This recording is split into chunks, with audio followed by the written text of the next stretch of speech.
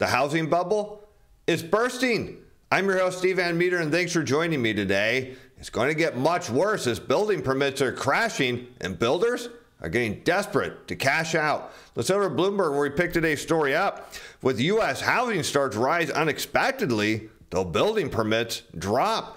The pace of new construction rose 12.2% in August to 1.58 million, but permit applications declined, get this, to the slowest pace since mid-2020.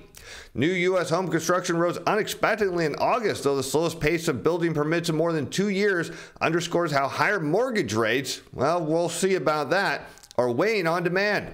And residential starts increased 12.2% last month to 1.58 million annualized rate, led by a jump in multifamily projects or apartments, according to government data released today. The pace of starts topped all estimates in a recent survey, but is really this a story of rates? Well, I'm not so sure about that, because we have new privately owned housing units started, or housing starts in blue, overlaid against a 30-year fixed mortgage rate in red. And what we should see is what we see here back in the early 80s, that rates go up and housing starts go down. But really, that really isn't the case in these days. We can see that housing starts have been slowing despite rates here in the late 80s trending lower. We can see that housing starts were rising, even though you look at rates were kind of trending lower. But look at how it ends. They go up a little bit. They're not even back to their cycle highs, and notably, you see housing starts come crumbling down. And once again, we're seeing that. And so the question becomes, is this a story of interest rates, or is it actually something else? Well, as you probably guessed, it's something else. So what is the issue here? It's a story of financial tightening. So now the story looks a little bit different when we take the same chart of housing starts in blue, and this time overlay the yield curve. As you remember, it's a 10-year treasury yield minus a 2-year treasury yield, and that's in red. Now I've drawn this yellow line where we can see roughly where the curve is inverting, because when you see, the long end of the curve, or in this case more of the intermediate part of the curve, actually below the 10s, below the 2s, what it's telling you is the outlook for the economy that are going to get worse. And that's what it's telling us, is the worst is yet to come. And what does that mean for the housing market? Well, you're about to see the relationship here is pretty interesting. So notably, when we see the curve steepen, which is when rates start to fall, notably there we see housing starts start to come crumbling down. We see that here in the 80s, the curve is steepening and housing starts are coming down. You see that again, now not so much here going into the dot-com bubble. You see the curve steepen and the housing market just slows down a little bit, and mainly because there was such a demand from the baby boomers. But then going into the great financial crisis, what do you see here? Of course, the curve steepen and housing starts come tumbling down. What do we know? This tends to happen when the curve inverts. And of course, as we've been talking about in the shows, that when curves invert, it's because banks cut back their lending. They actually tighten lending standards. So what you're seeing here is financial conditions tightening, and that explains what's going on in the housing market. It's not that builders and banks don't want to build more homes and actually lend to people. It's that the financial conditions are not favorable. And on top of that, due to inflation, of course, people can't afford those higher prices and higher rates, as we've talked about. Applications to build a proxy for future construction declined to an annualized 1.52 million units, the fewest since June 2020. The drop in building permits shows how residential construction is coming under pressure as higher borrowing costs and elevated prices compound affordability challenges and weigh on sales. The average 30-year fixed mortgage rate last week exceeded 6% for the first time since the housing market downturn in 2008. And boy, if you would have ever guessed that we would see rates this high again, well, I think for a lot of people it's a shock, because rates have always trended lower. Of course, we know how this ends. We know when the curve steepens, rates are going to come down, and we'll see them make new all-time lows. And you ask, why do you tend to see that? Well, it's simple. If someone has, say, a mortgage now and they've got a 4% mortgage, they're not going to refi at 6 or 5 or 4, and probably not even at 3.5 or even maybe at 3. They need rates to go lower to incentivize them to refi, and that's why you always see rates make new lows, of course, during recessions, financial crises, or even worse, depressions. And let's take a look now because we want to see that this crash in building permits is actually pretty substantial. As we see the red line now, building permits overlaid against housing starts, we see the permits start to lead this lower. And why does that happen is simple, because builders, they start to look at the situation and realize the music's coming to an end. They want to get those lots done. They want to get those homes built out so they can sell them, and they start cutting back on their permits. So when we start to see permits fall like we're doing now, it's a leading indicator of where housing starts are headed. As a result, builders are becoming increasingly gloomy in their assessment of the housing market. A report on Monday showed the home builder sentiment fell for a 9th straight month in September, the longest stretch of declines on record, as we talked about yesterday. But there's one thing that shouldn't be gloomy when the housing market goes belly up. That's your portfolio. I'll put a link up here to Portfolio Shield and in the description below, because without people wanting to buy homes and builders trying to cram in inventory before the music stops, well, we know how this typically ends. Builders stuck with overpriced inventory they can't sell, banks don't want to lend, and next thing you know, builders are aggressively cutting prices, and that forces a resale market to cut prices, and next thing you know, you've got, well, an all-out crisis.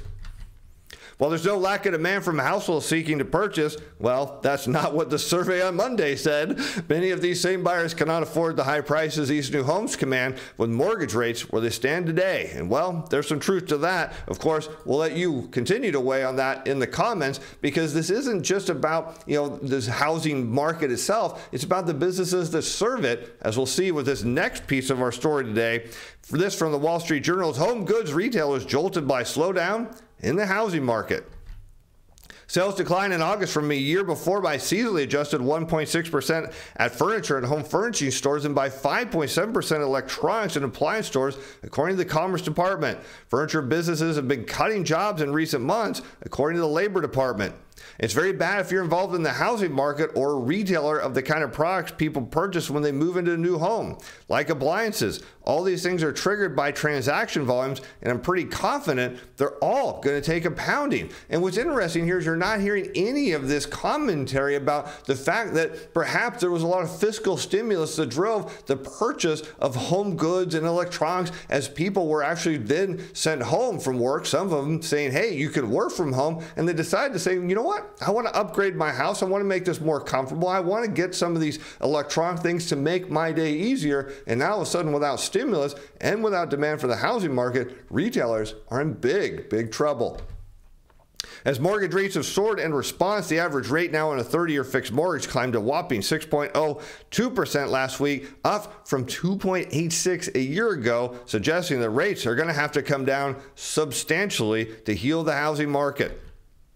And well, as far as the rates going down, not likely at least this coming week, because as of tomorrow, we note this, according to Nick Timrus of the Wall Street Journal, also known as the Fed Whisperer, that the Fed's third straight 0.75 point interest rate rise is anticipated. And what we know is when Nick talks about interest rate hikes, well, that's likely to happen. So we're going to see one, of course, tomorrow. We'll talk about that on the show tomorrow. And when's the next meeting? Well, it's not until November, right before the midterms. And there's another one in December, but my guess is we're going to see the economy deteriorate quite a bit between now and the elections, and that may put the Fed on pause, or even worse, maybe rethink what they're doing, because there's another country that we're going to follow up on now. That's Germany, whose situation is starting to look dire.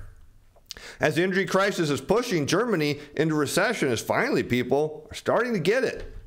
Signs are mounting that the German economy is slipping into a recession, which will deepen as we head into the winter months amid ongoing natural gas and energy crisis, according to the Bundesbank, the central bank of Germany. And you know, when a central bank says things are bad, it must be, because they never do. Economists at the Bundesbank now expect a broad-based and longer-lasting decline in German economic activity. Germany's inflation rate is expected to move up into double digits over the next few months, and if the weather's cold, gas shortages would be even worse. Germany could see severe nationwide gas shortages, which it will not be able to predict more than 2 weeks in advance. And that, of course, is bad news, because you look at major industrialized economies, and what do they need to grow? They need access to energy, and they need cheap energy. And that's kind of why we see, toward the end of cycles, that high prices of energy lead and actually indicate that the economic cycle is coming to an end. Here we see it for Germany, but it has even major ramifications for their manufacturing base. We'll get to that here in a moment.